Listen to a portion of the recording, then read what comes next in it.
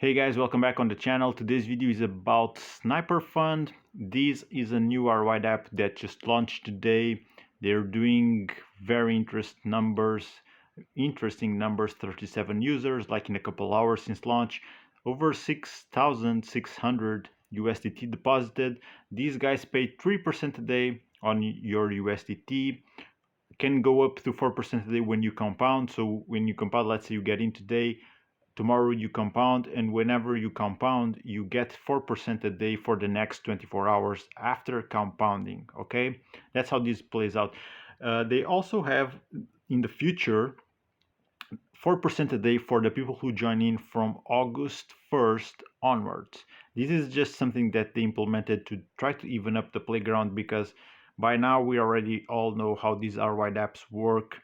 The people who get in later usually don't get the best results, and still with this one it's just the same, guys. I would highly advise you, if you are considering joining in on this, of course not financial advice as always, if you are interested in this, join in from the get-go in the first hour or the first day the latest, and then start playing on from that. All right, they have some intentions to have some external revenue sources feeding the TVL, but with up to 4% a day or even 3% a day, I'm highly skeptic that those external revenue sources can sustain these type of daily rewards. Okay, and this is a contract that has um, no option or no function for the percentage of daily rewards to be switched. All right, so it's going to be really hard. Let's see how it runs, but from my experience in DeFi, I don't think it's going to last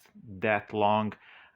For example, if you drop $100 on day one and you just keep claiming from the platform, you will ROI in 37 days, 37, 38 days. Okay, that's how it goes. If you do deposit $100 today, for example, and try to make use of this 4% a day compound bonus, and you just keep on compounding until August 1st, and from there on you start claiming, you will have less than 37 days to ROI, but I believe it will be 35 or so. I did run the math very quick, but I don't think I made a mistake. But still, it's going to be 35 days for you to ROI.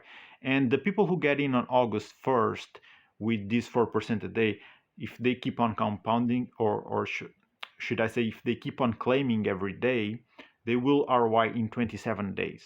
But still, if you just took the numbers that I gave you, the best thing for you is still getting in on day one. Even if you keep compounding until August the 1st, you will have, I believe, a slight edge of 0.005% over the people who get in on August 1st.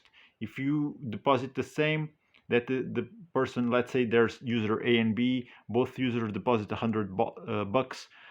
The user who deposits 100 bucks on day one, compounded until August 1st, and from there on claimed, he will it will be very even.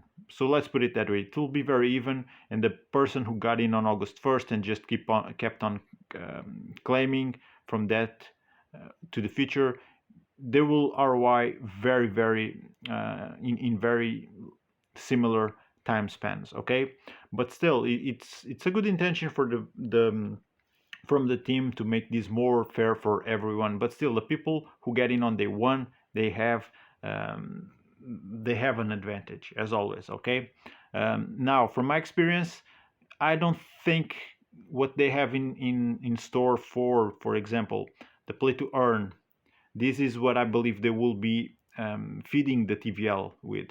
So they have this sort of mini casino, dice game, coin flip, lottery, roulette, and people who want to play this, they will pay a tax, of course, and that those taxes will be used to feed the TVL. Either not enough people would be in here since day one, so there would not be that huge of a pressure. For example, 3% a day of 10,000, it's much less pressure than 3% a day than 50,000, right? But even with 10,000, I don't think these games will generate enough volume, enough percentage through their taxes to sustain the payout for what the ROI app is promising users. Okay, so that's something I want you to have in mind. Also, this is something that they I'm gonna jump real fast here on the stamp audit. So this is a safe team. They have audits, and I'm gonna show you here Team Trust, two previous projects. And I'm going to focus here on Purple Beans on Binance. So they had Purple Beans on Polygon also. I did get in on that one. It was just a fork of Baked Beans 2.0. It was a crash and burn, as usual with these ROI type of dApps. And Purple Beans on Binance, it was a bit different. They had a USDC token. They had plans to just refund people who lost money on Purple Beans on Polygon. Not really sure how that played out. If they ended up reimbursing everyone or not. But Purple Beans on Binance also had their TVL drop to zero, and they never really got to introduce like the things that they have here. I believe these ideas they already have there because they were talking about external revenue sources, but they never really got to implement those because how the community played the game, it ended up to just depleting the TVL much sooner than they anticipated. Okay, so have that in mind. Also, people lost money, of course, the people who believed on the intentions and on the promises that never really went through. Those lost money also. So I'm not really sure how it ended up, but I see a lot of similarities with Snyperfund and with what was Purple Beans on the Binance Smart Chain. Okay, I'm not saying it's gonna run the same way, but that's my experience. I'm here just to share my opinion and of course my experience and all this information with you guys. All right. So here also in the ecosystem they have like a ton of ideas going on, but none of these are just settled. Okay. So these are intentions. You got to look at it in that way. These are intentions. All right. It's gonna be really hard for anyone to sustain an ROI that adapt paying this type of daily rewards, 3% a day, 4% a day. It's insane. But if these guys pull it through, I mean, better even for the people who invested and even for them. I don't think this is a cash grab because if you go here on the fees, the developer fee it's only 2%. All the rest is going to buybacks, project fees, um, so I don't think it's a cash grab because of that, and because I also respect the word of some people in DeFi who vouch for this team. Like I said, I don't know them. I never really talked to them, but some people that I respect on DeFi space, they do vouch for them, and for me that's enough to take their word for it. So yeah, I think these are a team of guys who are really trying to do something different, something better with DeFi. Will they pull it off? I don't know. In the past, with Purple Beans on the Binance, they didn't. I see a lot of similarities, but maybe they learned from it and they have something new in store and they will pull this one off.